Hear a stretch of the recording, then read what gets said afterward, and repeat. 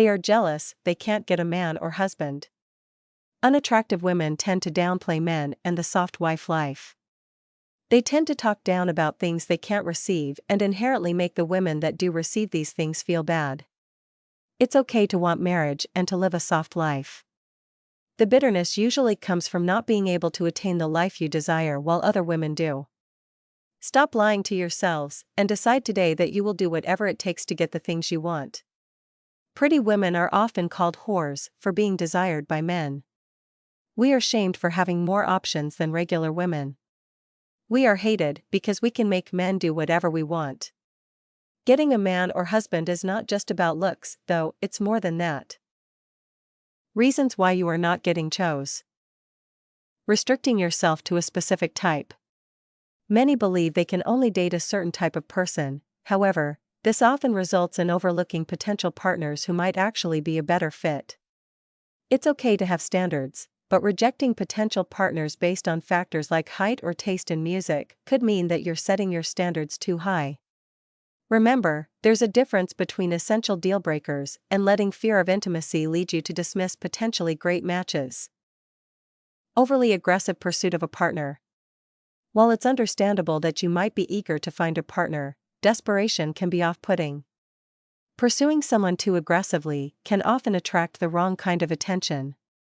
A balanced approach is key. Show interest, but avoid coming off as desperate. Men chase, women attract. Holding out for perfection. Reality check: no one is perfect. Not even you. If you're holding out for Mr. Perfect, you might want to ask yourself, is he out of your league? It's important to be realistic in your expectations. Attracting a great partner requires that you also bring something equally appealing to the table. The way we protect ourselves from being used is by being real. If a man is 10 and broke, but you are 5 and rich, he may be using you. Men care about looks. Education and job success only puts you around more successful men, it does make you more appealing to them. Avoiding social situations. If you're not putting yourself out there, how do you expect to meet anyone? While online dating can be fruitful for some, it doesn't replace the value of face-to-face interaction. Get out there, socialize, and have fun. Acting entitled. Respect is a two-way street. It's unreasonable to expect extravagant gifts or for your date to foot all the bills, especially if you have never received that kind of treatment before or if they can't afford it. If you act entitled, don't be surprised if potential partners lose interest. Surrounding yourself with the wrong crowd. Who you spend time with can influence the people you meet. If your social circle is full of drama and negativity, it might be time to broaden your horizons. Holding on to negative attitudes towards men. Just like women, men can sense negativity, and it can make them uncomfortable. If you carry a negative attitude towards men into your dating life, it might be time to take a break and reassess. Bribing men for dates. If you're resorting to bribes to secure dates, it's time to rethink your approach. Good men value genuine connection over materialistic gestures. This approach may attract the wrong kind of men and deter the good ones. If a man likes you, he will not want you to pay for dates or go half. Lacking self-awareness and social skills. Successful dating requires effective communication and social skills. It also requires taking accountability for things you have done in the past that have negatively affected your dating life. If you struggle in these areas, consider resources or training to improve them. Neglecting personal growth. Everyone has room for improvement. The more you work on yourself, the more attractive you become. Small improvements can have big impacts, so don't shy away from self-improvement. Avoiding these common pitfalls can significantly improve your chances of finding the right partner. Marriage is still the goal. Marriage is often viewed as a significant milestone in many cultures, yet some women may never marry even if they desire to do so. One primary reason is societal and cultural pressures.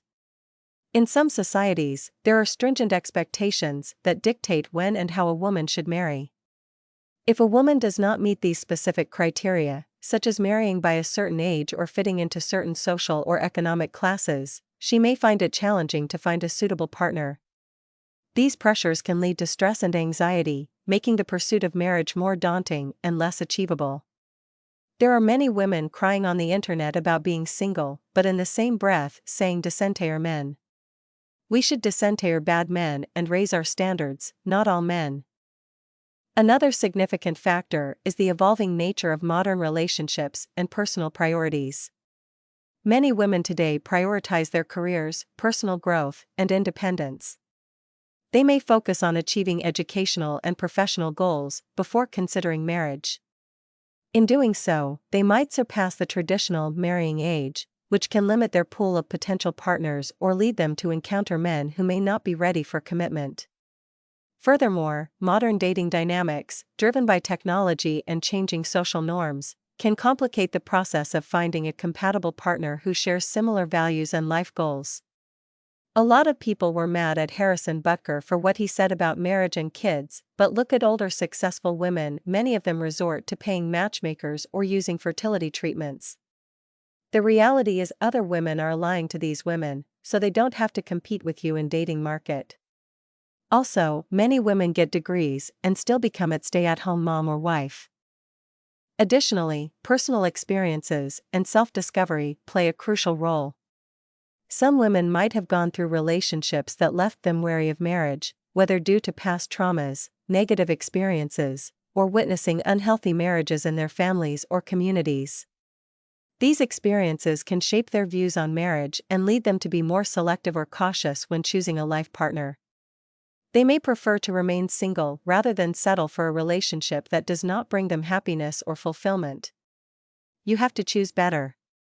That means waiting longer to be intimate, not dating potential, and not dating financially irresponsible men. It also means being stern about what you require in your relationships. Some women accept whatever, then are mad that is what they got. Then they shame the rest of us who have no problem getting a man to commit or to provide.